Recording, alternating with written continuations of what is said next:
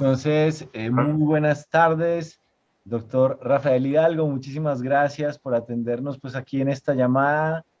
Y bueno, muy agradecido por su tiempo. Sé que está en su tiempo de vacaciones, su tiempo de descanso y ya esta noche allá en España. Entonces, de verdad, muchas gracias, doctor Rafael. Para mí hablar de Julián Marías y de la filosofía es un descanso, o sea que muy bien, no pasa nada, encantado. Ok, genial, genial. Doctor Rafael, a mí me llama la atención que usted viene como de las ciencias empresariales, ¿no? Y luego hace un doctorado en filosofía. O sea, ¿cómo se da esto? ¿Cómo llega a interesarse en la filosofía? ¿Cómo se da este giro que, digamos, no parece muy frecuente, ¿no? Bueno, básicamente por mi falta de talento. O sea, yo hice empresariales porque con 17 años, cuando tienes que elegir la carrera, bueno, yo me apuntaba más a biología, pero por circunstancias la cosa es que al final acabo haciendo empresariales porque es esta edad que vas bastante desorientado. Y sí que me gustaba la filosofía. Y luego ya sí que es verdad que trabajando, bueno, sigo leyendo filosofía, sigo interesándome, y entonces trabajando ya me pongo a escribir un libro y finalmente decido matricularme en la universidad y ya acabo haciendo el doctorado y poniendo ya más interés y más, no sé, más seriedad a la filosofía, ¿no? Pero empecé por empresariales por falta de cabeza, vamos.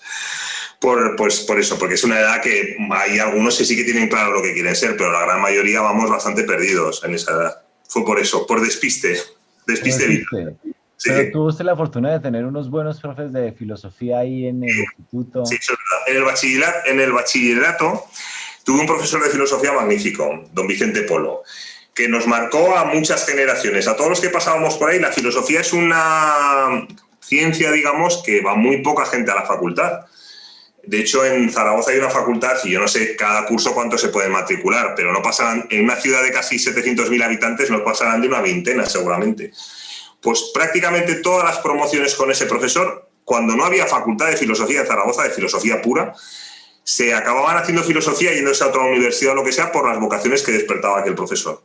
O sea, tuve un muy buen profesor que daba muy buena base y conectaba muy bien con los chavales de esa edad, además, que es una edad difícil, y lo hacía muy bien, la verdad. Le debo mucho a don Vicente. Creo que sí. Bueno, don Rafael, usted lleva un blog, lleva también un canal en YouTube, se llama Polizón y Náufrago, un canal pues muy simpático con unos videos que son cortos y buenísimos, ¿no? Son breves y muy simpáticos y veo que cuenta con más de 20.000 suscriptores, ¿no? Ahí Sí. hace entrevistas, comenta libros, responde preguntas filosóficas. ¿De dónde surge un poquito esta idea de hacer los videos? A ver, el blog lo empecé hace algo más de 10 años, que veo que tienes detrás el cartel del blog, que está... me honra que lo pongas ahí. Y eso fue pues porque al principio mandaba, como pasa mucha gente, cartas al periódico y tal, y luego digo, bueno, ¿para qué? A ver, yo había trabajado en prensa, en un periódico, en una revista, en radio había colaborado, pero digo, bueno, voy a hacer un blog que era lo que estaba de moda para no tener que pasar filtros y directamente contar lo que me parece de mí. Y luego ahora 7 años, pues ya sí que di el paso al canal de filosofía. Que, a ver, yo ya tengo una edad. Es decir, yo tenía más de 40 años cuando me lancé a hacer el canal de filosofía. Y en aquel momento, la verdad es que la gran masa era gente de 14, 15, 16 a 21 años más o menos. Ahora esa gente se ha ido haciendo mayor. Estamos hablando hace 7 años, pues ya hay algunos que tenían 20 y tantos que tienen 30 y tal, pero entonces yo era una momia. Y me animé por un canal de booktubers que llaman, ¿no? Que un chaval joven de 16 años tenía entonces, que hablaba de libros de los que le interesaban a él, de literatura juvenil. Pero yo me di cuenta y yo digo, ojo, pero la filosofía, yo aquí escribiendo alguna reflexión en el blog y tal, digo, pero la gente ya no quiere ponerse a leer, lo del blog es muy fatigoso, la gente quiere cuéntamelo, o sea, cuéntamelo, plántate en una pantalla y cuéntamelo. Y entonces al final me decidí a hacerlo así. Era un poco temerario porque yo digo, ojo, esto no sé si me va a acabar de desprestigiar del todo, porque aquí salir, chicos, ¿qué tal? Vamos a hablar, y haciendo bastante el payaso, pero bueno, lo hice y en aquel momento es verdad que no había canales de divulgación de filosofía prácticamente, sí que había alguna cosa colgada de programas de televisión, de algún programa de Argentina, de tal, alguna cosa, pero canales como tal yo no conocía, de divulgación básica, digamos.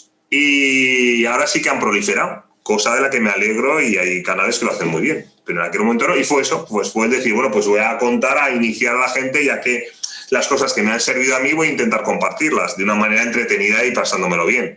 Porque empecé haciéndolo con unos amigos que nos lo pasábamos muy bien, demasiado bien, pero bueno. Bueno, es curioso porque muy interesante cómo la filosofía también va llegando, digamos, a YouTube y a estos medios, ¿cierto? De una manera muy divulgativa.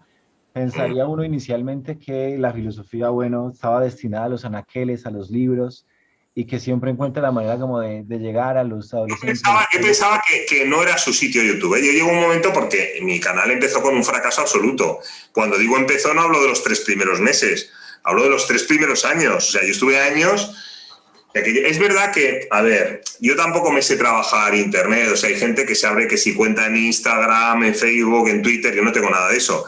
Y luego tienes que visitar otros canales, asomar la patita, no decir, me interesa. Y yo no visitaba canales ni nada, yo colgaba mis vídeos y ya está, ¿no? ¿Y cómo lo vas a descubrir eso? Entonces fue muy paulatino.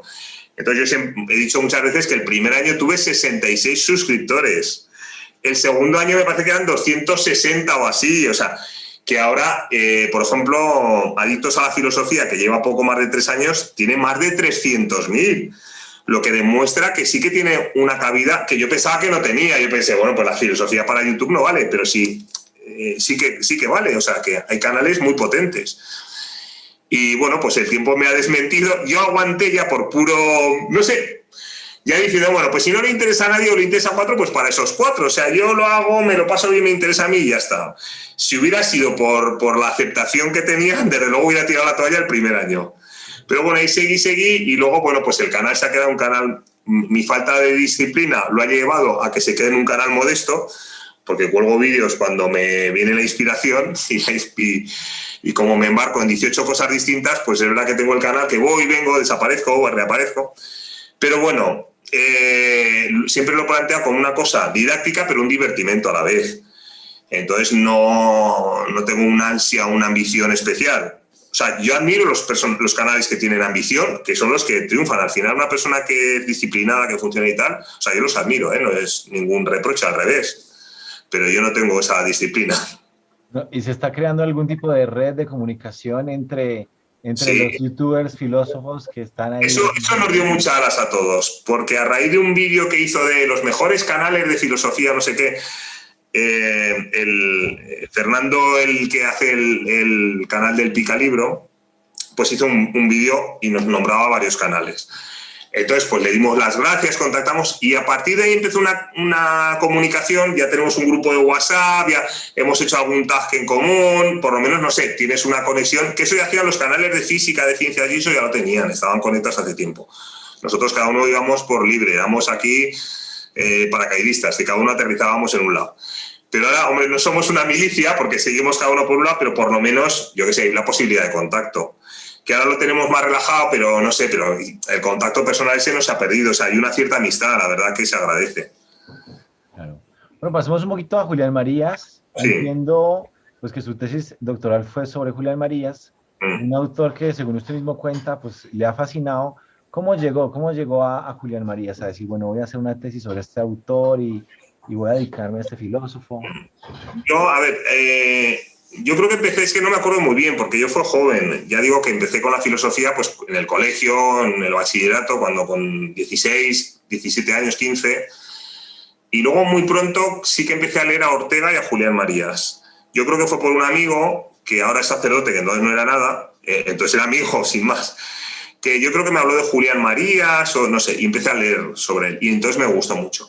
Seguí leyendo, leí más filosofía, pero normalmente centrada mucho en Ortega y en Julián Marías, particularmente. He leído a otros, leía a Platón o leía a otros, ¿no? Y cuando llega el momento de la tesis doctoral, no es que cuando me matriculé para el doctorado, primero hay unos cursos de doctorado, pues tuve que hacer cursos sobre Kierkegaard, sobre Schiller, sobre, no sé, no me acuerdo ya, de varios, ¿no? De Aristóteles, la poética de Aristóteles, varios cursos. Y cuando tuve que hacer ya la tesis, no tenía claro sobre quién lo quería hacer. Pero sí que es verdad que como tenía bastante conocimiento de Julián Marías y el tema de la muerte, el problema de la muerte era algo que me inquietaba desde siempre, pues dije, oye, pues este es mi tema, ¿no? Voy a abordar la cuestión de la muerte desde la perspectiva de Julián Marías. Y eso hice. O sea, básicamente porque me venía muy bien todo el bagaje que tenía detrás. Podría haber cogido un filósofo que no tuviera trabajado y empezar. Pero yo estaba trabajando ya, con familia, tal, y bueno, pues dije, vamos, voy a optimizar un poco los recursos. Ya que estudio empresariales, vamos a gestionar bien los recursos. Bueno, ayuda a tener como un norte muy claro y administrar muy bien esos tiempos. Muy Sí. bien. Entiendo que fue recibido por Julián Marías en su casa. No sé si nos quiere compartir un poquito de esa experiencia, que pocos yo creo que tienen Yo ese con gusto. Julián Marías he estado en contacto, digamos, personal 3 veces, en 3 ocasiones. Y la última, a ver, muy efímero, yo no soy de los amigos de Julián Marías ni de los discípulos, que muy pocos hay, que hayan podido estar en contacto así más cercano con él, más estrecho, ¿eh? Yo sobre todo a Julián Marías lo he tratado, digamos, a través de sus libros, o sea, como lector y estudioso de sus libros. Pero la última vez que estuve con él, que estuve en su domicilio, fue porque estaba acabando la tesis doctoral. Y yo sí que quería contrastar en una tesis, lógicamente, tienes que aportar algo nuevo, no vale hacer una compilación de lo que ha dicho un pensador y ya está, porque ya Julián Marías ya había dicho lo que tenía que decir.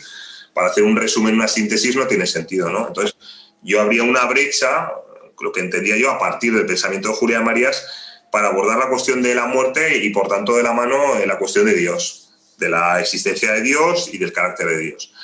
Entonces yo quería contrastar todo eso una vez acabada la tesis con él y pude entrevistarme con él en su casa. Es verdad que él ya era en el último año de vida de él, en el año 2005. Entonces él había pasado una enfermedad, ya estaba en su casa, pero él estaba anciano y muy, yo diría casi convaleciente, o sea, estaba en su casa y tal. Entonces, bueno, no me pude mover de los parámetros, estuvimos yo creo que cerca de 2 horas, de los parámetros del pensamiento que yo ya tenía leído, porque él le costaba, o sea, la cabeza estaba perfectamente lúcido, pero se fatigaba y eso, entonces, bueno, básicamente lo que pude hablar con él son temas que ya tenía yo leídos de sus libros y que conocía, pero bueno, sí que tuve la fortuna de poder conversar con él. Mi intención al acabar la tesis, yo la defendí en diciembre de ese año, de 2005, era llevársela a su casa, presentarse allí y regalarle un ejemplar. Pero yo creo que fue una semana antes o así de defender la tesis, murió, falleció una semana antes. Entonces ya no hubo ocasión. Y curiosamente se dio la circunstancia de que fue la primera tesis que se defendió sobre Julián Marías una vez fallecido Julián Marías, por ese azar del destino, digamos. Y luego la defendí, yo estudié en la UNED, yo hice el doctorado en la UNED, en la Universidad Nacional de Educación a Distancia. Y entonces Julián Marías, que no pudo dar clase en la Universidad Española, solo pudo ya muy mayor dar clase en la UNED. Entonces fue un pequeño homenaje, allí el propio tribunal lo dijo, a Julián Marías, que acababa de fallecer hacía unos días. Pero paradojas un poquito de eso, ¿no? Que ahorita Sí, está estudiando en la universidad y que pues estuvo casi que relegado, por lo menos en la Universidad Española, ¿no? En la Universidad eso Javeriana. es. Así es, así es. Bueno, vamos un poquito al tema de la muerte. Bueno, lo primero, con frecuencia se piensa que la muerte es un asunto como muy lúgubre, muy triste. Quienes lo tratan son personas demasiado serias, poco alegres, y yo veo todo lo contrario en usted, una persona sumamente alegre, entusiasta, creativa. Un poquito, ¿cómo es esto? Es cierto esto de que la muerte nos hace demasiado serios o al No, contrario? igual es que soy un poco bipolar, pero no, a ver, la muerte es un tema, para mí es un tema serio, todo tiene puedes ponerle su comicidad, pero yo cuando me enfrento a la cuestión de la muerte me enfrento con seriedad, o sea, no, lo que pasa es que afortunadamente pues tengo sentido del humor para otros ámbitos, ¿no? Pero no, la muerte la encaro con seriedad y con dramatismo. O sea, yo por ejemplo, te voy a comentar una cosa que me pasó cuando estuve con Julián Marías en su casa. Precisamente, yo le nombraba mucho, a colación de la muerte, le nombraba mucho a Ortega, porque él se afirmaba discípulo de Ortega y efectivamente es heredero, digamos, del pensamiento de Ortega de la razón vital. Lo que pasa es que es verdad que le da su propio estilo, digamos, su propia proyección. Eso es muy orteguiano, la fidelidad a uno mismo, ¿no? Entonces, Julián Marías, efectivamente, lo más orteguiano es ser fiel a uno mismo. Pero bueno, y yo le insistía mucho en Ortega, yo le decía Ortega, tal, y él me decía todo el rato, o sea, me apelaba todo el rato a Unamuno. Cuando le hablaba del tema de la muerte, Unamuno, Unamuno, Unamuno. Y efectivamente, ese dramatismo de la muerte, esa angustia ante la posibilidad de la nada, yo sí que la experimento. Otra cosa es que en el caso de Julián María, si me gustaría a mí vivirlo así, que era un hombre de fe, sí que tiene la esperanza de que haya una vida perdurable. De hecho, él incluso se atreve a hacer una hipótesis de cómo podría ser esa vida perdurable nuestra. Pero no como mero divertimento mental, sino como necesidad de proyectarse, porque Julián María decía, y Ortega, que somos seres proyectivos, es decir, que apuntamos hacia adelante. Y si no imaginamos cómo puede ser la vida perdurable, no la vamos a anhelar. Si simplemente la vemos como un vacío o como vernos con un arpa encima de una nube, pues decimos, pues toda la eternidad con un arpa encima de una nube, menudo aburrimiento. Entonces, él se plantea desde su visión filosófica y antropológica cómo podía ser esa vida más allá de la muerte. Bueno, entonces, él sí que claro, el problema de la muerte de una manera frontal sí que lo aborda Unamuno. Otra cosa es la solución que le pueda dar Unamuno. Pero el hecho del problema sí que lo aborda Unamuno. Y Julián Marías coge ese guante y lo hace suyo y luego lo aborda desde el pensamiento de la razón vital. Entonces, bueno, me estoy yendo un poco como me he hablado de la muerte. O sea, lo de la muerte no me lo tomo en broma. Me lo tomo en serio. O sea, que lo diga con una sonrisa no quiere decir que no comprenda el dramatismo, ¿no? Pero vamos, o sea, tengo sentido del humor porque afortunadamente hay elementos de... No soy heideggeriano, ¿no? Que Heidegger lo cifraba todo en la muerte y tal, ¿no? O sea, que creo que hay elementos también para la alegría, pero bueno, y para la esperanza. Bueno, pero ¿qué aporta considerar la muerte de la reflexión filosófica sobre la muerte a la vida, ¿no? O sea, ¿qué nos aporta? ¿Por qué es importante? Bueno, digamos que hay dos elementos, dos planos desde los que se puede abordar la muerte o la influencia de la muerte. Uno, digamos, de puertas adentro de la vida, es decir, el hecho de que esta vida sea limitada. Entonces, la muerte supone que hay una frontera final. Entonces, ahí nos aporta nuestra interpretación de la vida, de la propia vida actual, de la vida actual. La vida es única, es decir, si hay una vida más allá de la muerte, es la misma vida. La vida solo tenemos una vida. Que acabe o no con la muerte es otra cuestión, pero vida solo hay una. Vida personal. O sea, no es que tengo esta vida y luego me reseteo y hay otra vida, no. O sea, la vida es única. Entonces, si hay una vida más allá, tiene que ser la misma vida en continuidad. Porque si no, no sería mi vida, sería otra cosa. Bueno, entonces, pero digamos que la muerte para la vida son dos planos. Uno, en esta vida mundana, digamos, de puertas adentro. El hecho de ponerle coto, de ponerle fin, digamos, que da densidad a los días. A cada uno de nuestros días vemos que tenemos un periodo acotado. Entonces, se revalorizan, digamos, los días. Si fuera un periodo indefinido, perdería valor. Si yo un examen les digo, bueno, cuando acabéis ya acabaréis y me entreguéis el examen, podéis estar 5 días aquí, pues digamos que el tiempo no tiene tanto valor como si digo, tenéis 10 minutos. Esos 10 minutos tú vas a optimizar el tiempo. Entonces, de alguna manera, lo que hace es eso, es dar valor a los días que tenemos. Y que cada uno sea, digamos, único. Porque si no, serían indistintos, podrían llegar a ser, ¿no? Si tuviéramos un tiempo indefinido, ilimitado. Eso es de puertas adentro, ese es el significado de la muerte que nos puede dar, ¿no? Esto se puede extender más. De puertas afuera, de puertas a más allá de la muerte, si es que hay una vida perdurable. Julián Marías se plantea, si va a haber una vida perdurable, ¿para qué nos somete Dios al tránsito de esta vida? Pues ponme en una vida perdurable directamente, ¿no? ¿Para qué me sometes a esto? Entonces, a él no le resultaba satisfactorio el que fuera una especie de examen, de prueba, ¿no? Vamos a ver aquí simplemente a separar la paja del grano y tal. No, tiene que ser, o sea, Dios, si lo ha hecho de esta manera, tiene que tener un significado, un sentido. Entonces, él llega a la conclusión de que, digamos, ese ser imagen de Dios lo lleva hasta tal extremo Dios que nos permite elegir no qué vamos a ser, que somos personas, somos hombres, sino quién vamos a ser. ¿Qué persona es esa persona que va a perdurar más allá de la muerte? Entonces, esta vida lo que hace es elegir quién queremos ser, qué tipo de persona queremos ser nosotros, quién vamos a ser.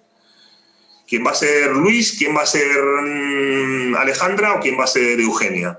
O sea, pero que no simplemente ya llego a la vida, ya soy alguien. No, tú, o sea, tu capacidad de elección llega a tal punto que eliges quién eres, en quién consiste. Entonces, esa persona que está viviendo en este mundo va a ser la que, más allá de la muerte, en la perdurabilidad, viva, pero ya es un alguien, ya es alguien concreto. No es una mera abstracción, alguien, ya está, ¿no? Sino alguien concreto. Entonces, el significado de la muerte, digamos, de puertas adentro es dar valor a los días, y de puertas a más allá de la muerte es permitir configurar quién vamos a ser para esa vida futura. Ese es el significado, el sentido de la muerte para Julián Marías. Marías ya había hablado de la muerte en Antropología Metafísica en 1970, pero luego hay un acontecimiento en su vida que es la muerte de su esposa, de Lolita, en el 77.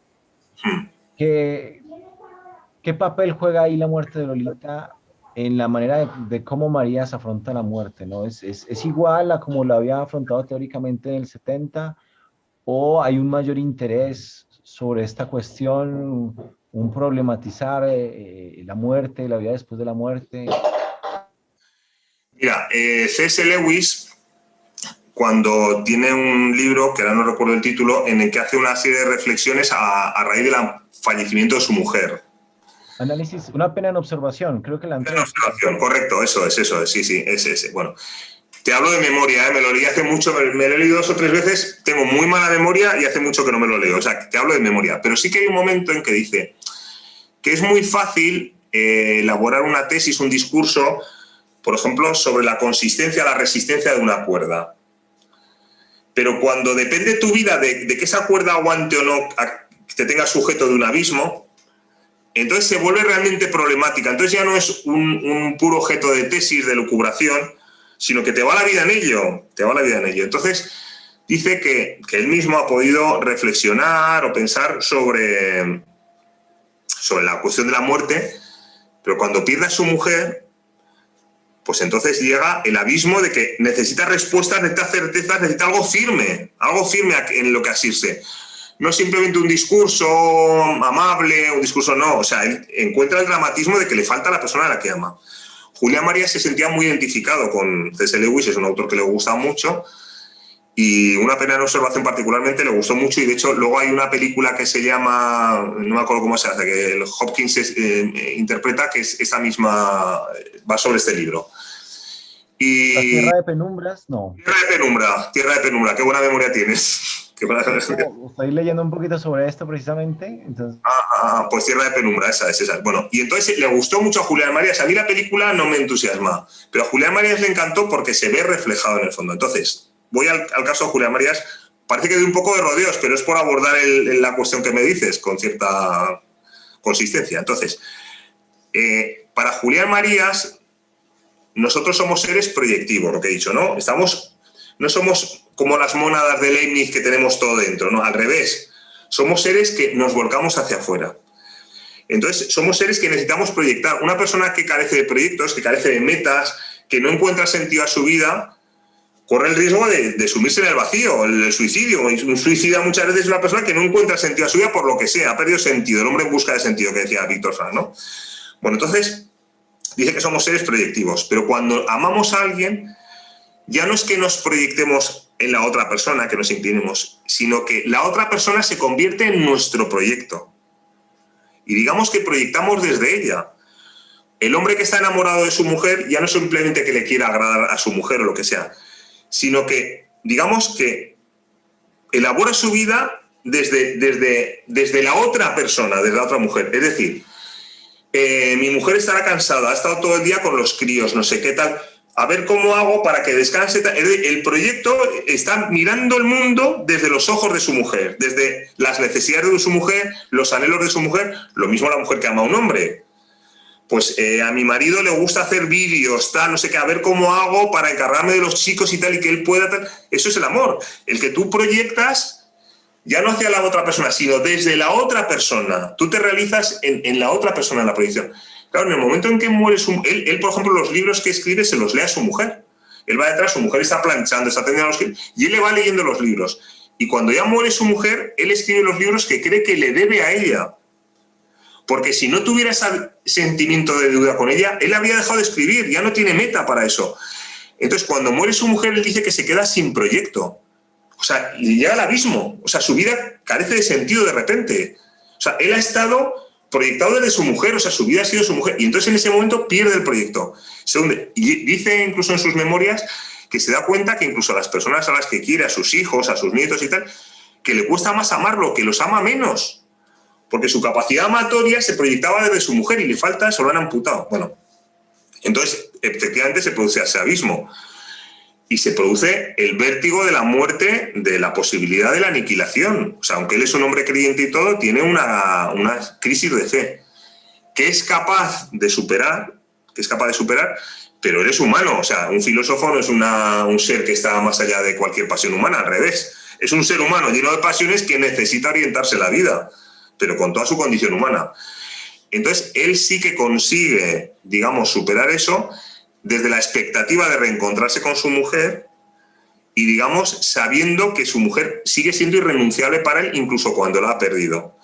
De hecho, dice que una de las mayores carencias de nuestra época es la bajada de nivel, digamos, en la capacidad de amar, porque nos resulta todo superable.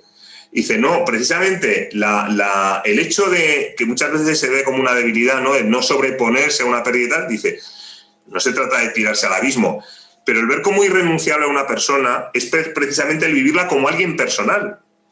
Cuando uno es capaz de superarlo todo, de despegarse, decir, bueno, se me ha muerto un hijo, pero ya, bueno, pues ya está, ahora ya sí.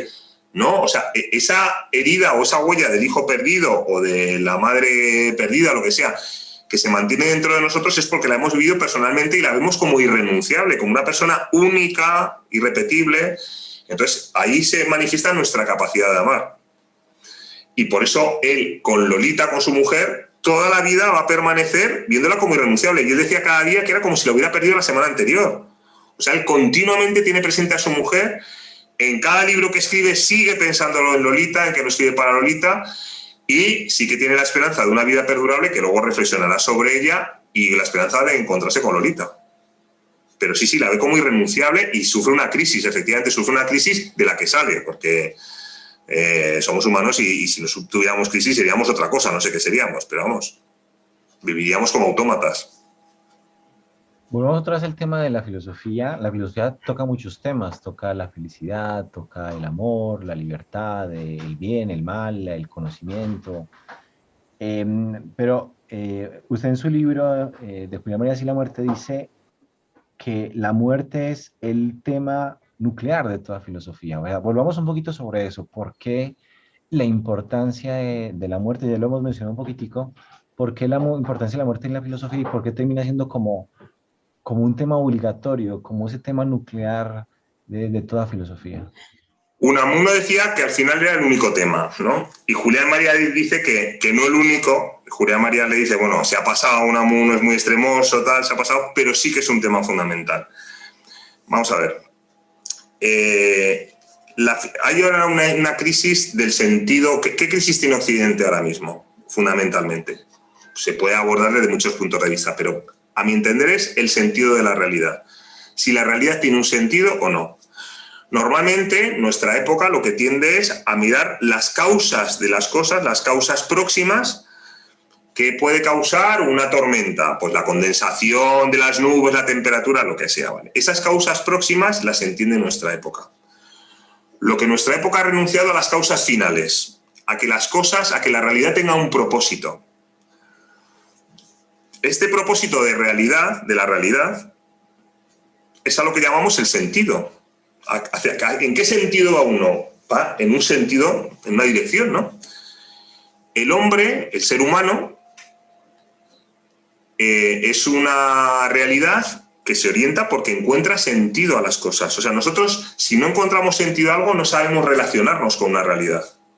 Ante una realidad que nos es ajena, que no entendemos, no sabemos cómo tratarla. En nuestra vida necesitamos que todo tenga un sentido. Y cuando no lo encontramos nos preguntamos qué es eso, por qué, qué es, qué es. Es decir, ¿qué es? Ya va implícita en esa pregunta el ser, ¿qué es?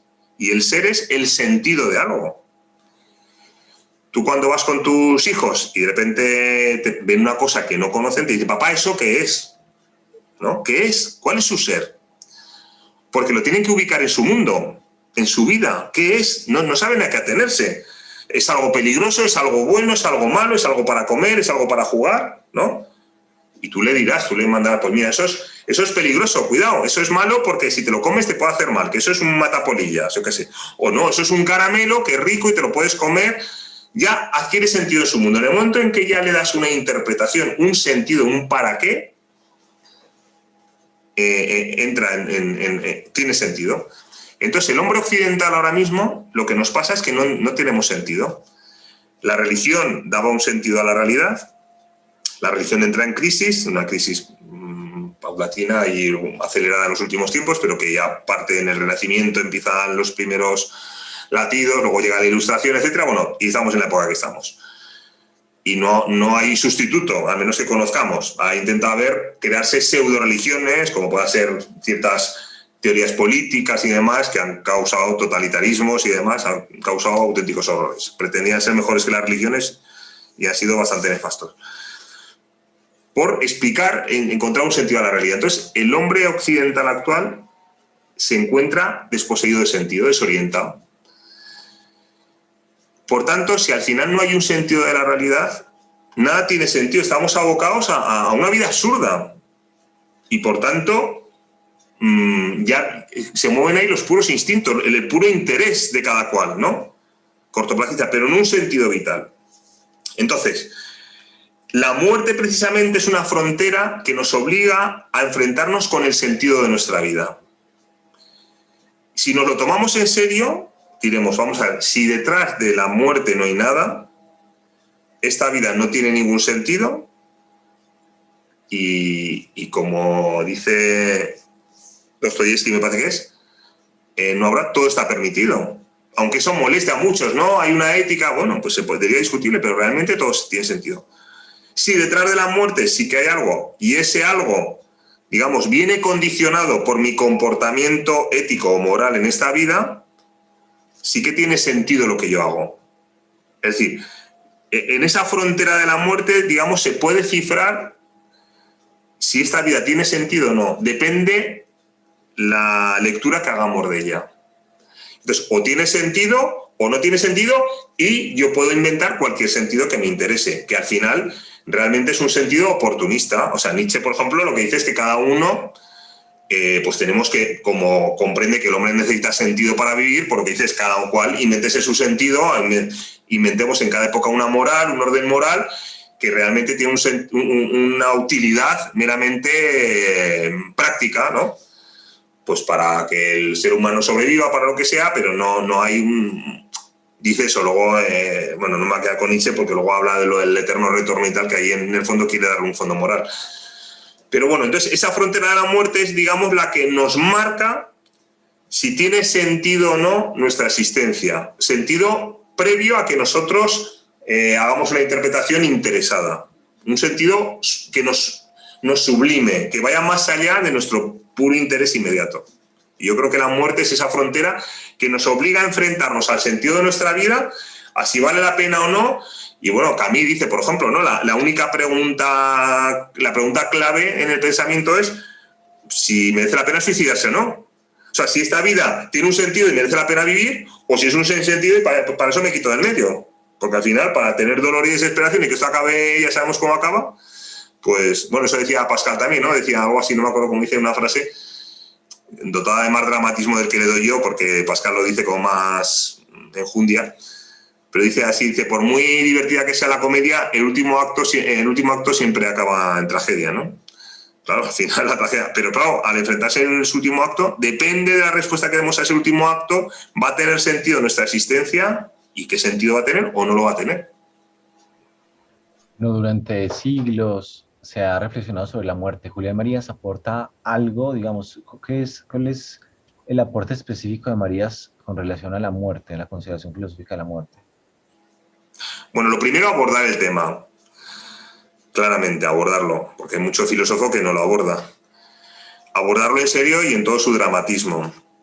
Abordar quién muere, porque para entender qué significa la muerte hay que ver quién es ese que muere.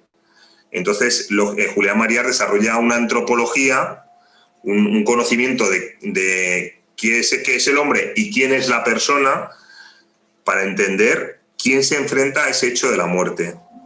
Entonces, y entonces entender realmente qué significa la muerte. Y luego yo creo que ha tenido el valor de, a partir de su pensamiento, mirar más allá de la muerte y ver lo que puede dar de sí, digamos, la condición personal más allá de la muerte. Entonces, realmente yo no conozco un filósofo contemporáneo que no sea un teólogo o algo parecido, un filósofo neto, que se ha atrevido a hacer esa especie de disquisición de que puede ser la vida perdurable. O sea, un filósofo de nuestro tiempo, a mí me cuesta identificar a alguien con el grado de... Diciendo Julián María siempre que sabe que no deja de ser una mera elucubración, una mera hipótesis, porque nunca vamos a saber exactamente hasta que tengamos experiencia de las cosas, ¿no? Al final todo se constata por experiencia de las cosas. Pero sí que ve la necesidad de hacer esa especulación, digamos, a partir de nuestra realidad, porque lo que decía al principio, la vida es única. Entonces, si nuestra vida tiene que tener continuidad, ¿qué requisitos tiene que tener para que se planifique todavía más, pero sin dejar de ser nuestra vida? Entonces, dar ese paso, yo creo que Julián Marías es el único que lo ha aportado. Ni siquiera Ortega se ha atrevido a algo parecido. O sea, Ortega no se atrevió, no se plantea eso. Ortega tiene aparte la fe de Ortega no es la fe de Marías. Bueno, nos queda poco tiempo, pero bueno, hace ya casi unos 10 años publicó usted su Julián Marías, un filósofo enamorado. No sé si nos podría hablar un poquitico del libro, ¿no? ¿Por qué ese título tan sugestivo, tan bonito, ¿no? Bueno, yo creo, el título es porque Julián Marías pone en el centro el amor de su pensamiento. O sea, llega a definir la persona como criatura amorosa. Criatura en el sentido de que es una absoluta novedad, o sea, cada persona que viene al mundo es una absoluta novedad. Desde el punto de vista, digamos, meramente biológico, sí que se puede hacer un rastreo de dónde venimos, de dónde vienen los cromosomas, las células y demás, es decir, los átomos que nos constituyen, pero la realidad personal, la realidad de ese ser que busca sentido al mundo, que se desenvuelve y tal, en él, pues eso sí que es una radical novedad. En ese sentido dice que es una criatura, o sea, que no existía y pasa a existir. Y amorosa, en el sentido que explicaba antes, de que se planifica saliendo de sí misma, proyectándose desde otros. Y por tanto, interpretando la realidad de una manera amorosa es desde la que adquiere mayor plenitud. Entonces, por eso, en el centro de su pensamiento está el hecho del amor. No una cosa edulcorada, romántica, ni nada parecido. O sea, él lo justifica, ¿eh? Todo esto no es un buenismo dulce y, ¿no?, ahí meloso. Entonces, bueno, el título viene de ahí, ¿no? Y luego de que realmente ves que es un hombre que no es el intelectual frío, ¿no?, que desde su torre de marfil hace un análisis y es ajeno, o elucura teorías y luego es ajenas a su vida. Luego tenemos filósofos que han podido ser muy influyentes y sus vidas han sido unos auténticos canallas, sino que Julián Marías realmente es coherente con su pensamiento y realmente procura llevar esa vida de bondad y de amor, ¿no? Entonces, de ahí el título. Y si quieres te cuento por qué me animé a escribirlo, que no es algo tan filantrópico, tan generoso. O sea, el detonante, ¿eh? Luego ya desarrollo todo el libro y amplio. O sea, yo a Julián Marías lo había estudiado, lo había leído y demás. Entonces, Julián Marías, cuando acaba la guerra civil, una persona muy cercana a él lo cuenta en sus memorias, le denuncia y acaba en la cárcel por envidias, básicamente. Y a raíz de esto, pues llega un momento en que él ya se distancia claramente del régimen que ha triunfado en la guerra y ya no da clases en la Universidad Española, se decide hacer escritor para vivir de ser escritor y de divulgar la filosofía y filosofar y tal. Entonces yo siempre tenía la insana curiosidad de quién era ese que le había denunciado, que él nunca quiso decir. Solo lo sabían sus más próximos. Entonces, bueno, eso que tienes curiosidad, intentas buscar por aquí y por allá, pero no sabes. Pero un hijo de él, indiscretamente, Javier Marías, que es escritor, publica un artículo defendiendo ensalzando a su padre y tal, en el que da alguna pista diciendo el que le acusó, que llegó a ser catedrático en Oviedo, no sé qué dice, o en Galicia, no me acuerdo muy bien, en el norte y tal, en Asturias. Y da unas pistas, ¿no? Y entonces, ya esa curiosidad insana y morbosa, me pongo a indagar. El espíritu detectivesco de la filosofía, ¿no? Sí, pero no buscar la bondad, sino yo la curiosidad. Y porque, claro, deja ese interrogante, él nunca quiso decirlo públicamente, siempre fue para eso muy bondadoso, y acabo descubriéndolo. Y digo, joder. O sea, no era una persona cualquiera, alguien próximo, es que era su mejor amigo, una persona con las que hay cartas que tenía con él, sus familias son amigas y tal. Y yo ya tengo el run de decir, ostras, que he descubierto esto, que no es inédito. Pero bueno, yo me contengo, ya ha fallecido Julián Marías, y yo me contengo sin hacerlo público, porque él no lo quiso hacer público y me parecía deshonesto. Bueno, el señor el que le había denunciado ya había fallecido también antes que Julián Marías, además sin hijos, con lo cual tampoco embarras a nadie que digas, joder, te está poniendo a mi padre aquí a caer de un burro, ¿no? O sea, pero aún así me contengo por respeto, pero en el fondo tengo ganas de decir, ostras, que he descubierto esto.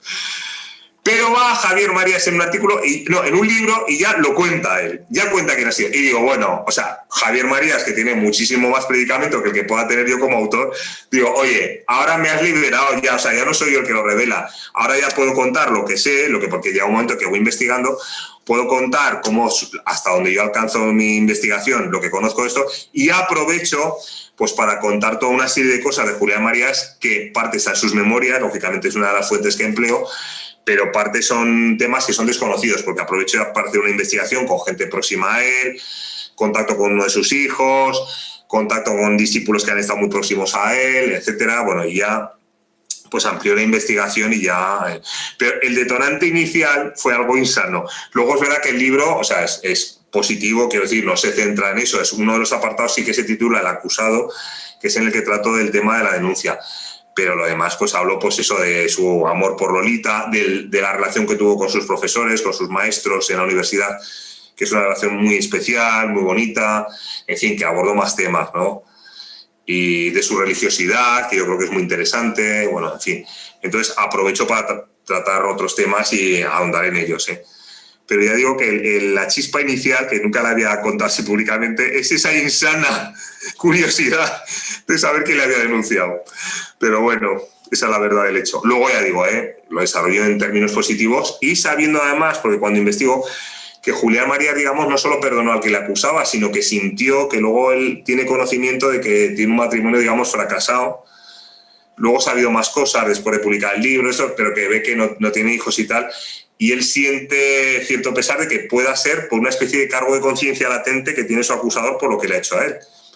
Pero bueno, Julián Marías no quiso nunca hablar de él, ni públicamente, ni denunciarle, ni ninguna historia. Cuando podía haberse puesto medallas de decir, mira, yo fui opositor al régimen y fíjate que me hicieron, no, siempre fue muy discreto con eso. El que no he sido discreto soy yo, pero a raíz de una indiscreción de su hijo, a la que me he apuntado yo detrás. Mientras él abría con el rompehielos paso, yo me iba con la barquita detrás. Te podría decir que Marías dice que se es más persona en la medida que se ama más, ¿no? Hay como una confluencia ahí entre metafísica y amor, ¿no? No como dos, como el amor como elemento más, sino como el amor como un elemento que ayuda a ser, a crecer en el ser. ¿Es así? Cuando una persona ama más, ¿es más? Él insiste mucho en que el amor no es un sentimiento, aunque venga acompañado de sentimientos, dice, viene acompañado de sentimientos. Pero el amor no es el mero sentimiento amoroso. O sea, él insiste mucho en eso, para no confundir, porque una persona muy enamoradiza pues sería muy persona, mientras que una persona a lo mejor más centrada sería menos persona, no. O sea, él insiste en que el amor, digamos que es ese lo que decimos, es proyectarse, que la otra persona se convierta en mi proyecto. O sea, digamos que cambie el centro de gravedad de mi vida para que no sea egocéntrica, ¿no? Sino que sea altruista, que se haga desde el otro, que el centro de gravedad no sea yo. Entonces, en la medida en que soy capaz de no ensimismarme, de no encerrarme en mí mismo, de matar ese egoísmo que me cierra a la realidad y a mi propia realidad, soy más. Entonces yo me planifico en la apertura, porque el ser humano es apertura, es relación, que es una de las cuestiones que ha aportado al pensamiento, yo creo que sobre todo del siglo XX, la gran aportación de una parte del pensamiento, claramente el de Ortega, del que es heredero Julián Marías, heredero y organizador, ampliador, o sea que Julián Marías era muy modesto, pero realmente potenciaba el pensamiento de Ortega muchísimo. Pero es descubrir que el ser humano es relación y superar esa especie de riesgo de solipsismo que hay desde Descartes. Es decir, la modernidad se inaugura oficialmente, digamos, con Descartes, con el famoso cogito ergo sum, pienso luego soy, pero hay ese riesgo de que yo me aísle de la realidad, de ese aislamiento que es el riesgo que tiene todo idealismo, ¿no? Pero a partir de Ortega, sobre todo, ya la fenomenología ya va dando pasos, es decir, que Ortega no parte de la nada, ¿no?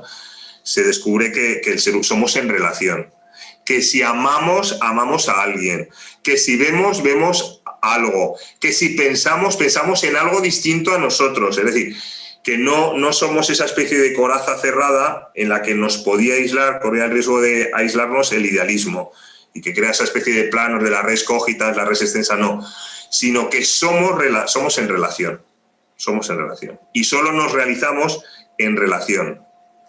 No podemos ser yo solo. Un mundo en el que yo estuve... C.S. Lewis, del que hablábamos antes, tiene un libro que se llama... No me acuerdo, tú te acordarás cómo se llama, que tú te acuerdas de todo. Es uno que muere y va al cielo. Y está en el infierno y consigue, porque pasa un autobús o no sé qué, ir a las puertas del cielo, y entonces es como una segunda oportunidad que tiene. Bueno, es un libro que no me acuerdo cómo se titula, ya me acordaré cuando no hablemos. Bueno, y en ese C.S. Lewis pinta el infierno como un sitio donde viven todos aislados. O sea, viven, digamos, está en una mansión, Napoleón está en su palacio y tal, pero solo. O sea, está porque no quiere relacionarse, porque es incapaz, porque decía Sartre que el infierno son los otros. Pero es que el cielo son los otros. Es que una persona sola, decía Unamuno, no es persona. Alguien solo no es persona. Somos en relación personal. Y sin esa relación personal no somos una persona. Bueno, el drama, antes hablábamos de Occidente, el gran drama de nuestro tiempo en los países que, digamos, van a la vanguardia de lo que está desembocando la situación de Occidente, que son los países escandinavos y todo eso, tienen el gran drama de la soledad, de que efectivamente han conseguido unos servicios sociales impresionantes, una autonomía, no me complico la vida con otro y tal, y al final están solos. Y es el gran drama. O sea, la gente pide la eutanasia, o se suicidan, o hay depresiones, están los psiquiatras que no dan abasto, porque el hombre no está hecho para eso. O sea, el infierno son los otros y el infierno son sin los otros. O sea, el cielo es relación. Rafael, ya para terminar, porque digamos que ya es noche. Que seguimos. Está muy bien. Bueno, usted ha publicado, entre otras obras, el de Julián Marías y la muerte, el de Retrato de un filósofo enamorado, una historia de la filosofía para peatones, Empresarios y samuráis, que me imagino que ahí tendrá algún elemento, su carrera en ciencias empresariales. Sí, el descaro de publicar ese libro, sí. Y bueno, ¿y qué proyectos tiene ahora? Usted decía que el ser humano, bueno, Marías, vive proyectándose, ¿no? Bueno, entonces, ¿cuáles son sus proyectos filosóficos, literarios, algún libro? Mira, literarios, a ver, es que me da un poco vergüenza cuando me dicen, porque tengo algún cuento publicado también. Tú que tienes hijos, a ver si me das la dirección y te mandan, porque no sé qué edades tienen tus hijos, si igual son mayores para los cuentos que hago yo. La más pequeña tiene 4, tengo uno de 8 y uno perfecto. de 9. Perfecto. A ver, yo tengo también cuentos infantiles, porque yo tengo 2 hijas y cuando eran pequeñas les he contado tantos cuentos que algunos han acabado en formato de libro. Y ahora la ilustradora y yo hemos ganado un concurso y nos van a publicar uno. O sea, queda un poco mal en un canal de divulgación filosófica, pero bueno, como me dices, el próximo es ese. En septiembre sale, creo si no se retrasa, un cuento que se llama Arturo, un astronauta con futuro, que es un cuento infantil que ha ganado un premio, me hemos ganado y encantado. Pero sobre pensamiento sí que... A ver, tengo comenzado uno que no sé cuándo lo voy a retomar, porque estoy ahora en un proyecto distinto audiovisual con mi mujer que no tiene nada que ver con la filosofía ni con nada, y de momento no te lo puedo revelar, es poco menos que clandestino porque lo estamos preparando hasta que salga, no tiene que ver con el canal ni con nada. Pero bueno, de filosofía sí que tengo uno que empecé, que además me gusta mucho el arranque, cómo me ha quedado, y digamos que es cómo se llega a la razón vital, al pensamiento de Ortega, digamos, y de Marías. Es un recorrido muy rápido, pero yo creo que muy ameno y con ese aire que le intento dar a las cosas yo, de desenfadada pero rigurosa. Y luego lo que quiero es explicar en qué consiste la razón vital. O sea, ya no tanto hablar de Julián Marías dice, Ortega dice, tal, sino explicar en qué consiste la razón vital. Hombre, apoyándome en esos autores y en otros. Pero contarlo ya a mi manera. Entonces, me gustaría acabar eso. Y luego, tengo pensado una novela que tenía todo o sea, todas las lecturas hechas y rehechas, todos los apuntes, todas las anotaciones, que no me atrevo a revelar porque no me coja la idea, pero sí que te digo que en conexión con Unamuno, o sea, tiene que ver con Unamuno, aparece Unamuno y el día que me ponga, que no sé cuándo será, pues ya te lo diré, pero vamos, tiene mucha conexión con Unamuno y pivota en torno a Unamuno como personaje, como problema filosófico y eso. Pero bueno, no sé cuándo lo haré, porque es que me entusiasmo tanto. Capacidad de entusiasmo tengo, mucha.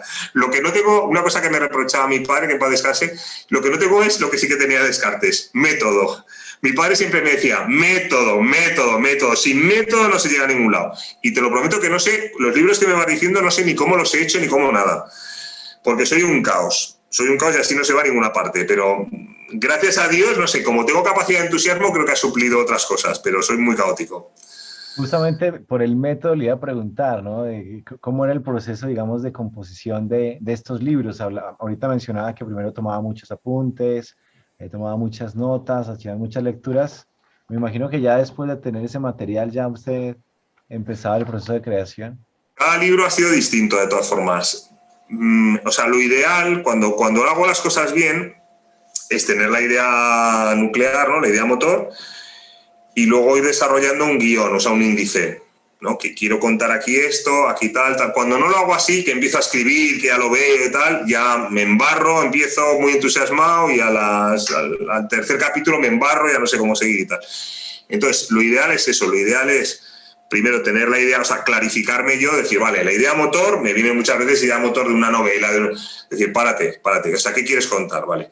Una vez que tengo la idea motor, decir, venga, pues ahora ya un guión, un índice, ¿no? O sea, hacer el índice, Vale, para esto me hace falta para este punto leer tal libro o documentarme de tal cosa, pues ya me documento, voy mirando y tal, amplío la información, ¿no? Y luego ya pues me pongo a escribir. Y luego ya corregir. He corregido 18 veces, pienso que ya no hay ratas y me vuelven a encontrar erratas, lo paso a bien. Llega a imprenta, que lo he pasado a 7 personas para que me corrijan las erratas y siguen apareciendo erratas, pero bueno, eso es la fase final, la desesperante.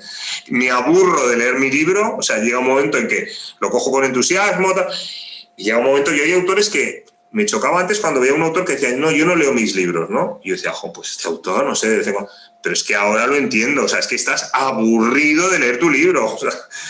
Pero bueno, el método es ese, la idea motor, luego irme haciendo un índice y cuando lo tengo hecho, pues ir completando las cosas, las insuficiencias que pueda tener yo. A veces me obliga a corregir ese índice porque descubro algo, digo, ojo, pues aquí hay una beta que se puede explotar, o al revés, aquí no tiene recorrido, voy a rehacerlo y así voy. Creo que lo hago así, creo, pero en el próximo no, porque a veces no lo he hecho así y no me ha ido bien. O sea, al final tengo que entrar por este camino. Cuando me he puesto a escribir, porque tal, luego no funciona. Me embarro y me atasco. Claro.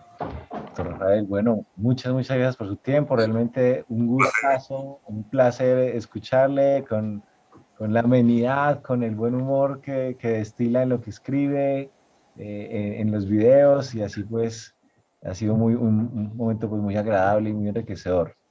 Yo Entonces, te quería agradecer, antes de despedirnos, lo que estás haciendo, de verdad, porque vi el vídeo de Alfonso Basallo, al que conozco, la entrevista que le hiciste, empecé a verla, seguiré viendo al de Nieves, a la que conozco también, que es muy maja Nieves y muy inquieta y muy estudiosa, y que estés recopilando todos estos vídeos de gente con más valía que la mía y de mí mismo en torno al pensamiento de Marías, que yo creo, ojo, que además tenemos un pensamiento hecho en lengua española, que es que no necesitamos traducir conceptos, ver logos, que es intraducible, bueno, logos es palabra, es sentido, es razón, no, es un pensamiento hecho en español que nos es accesible directamente con un idioma, o sea, usando nuestra lengua, y que le des esa difusión, vamos, me parece una maravilla.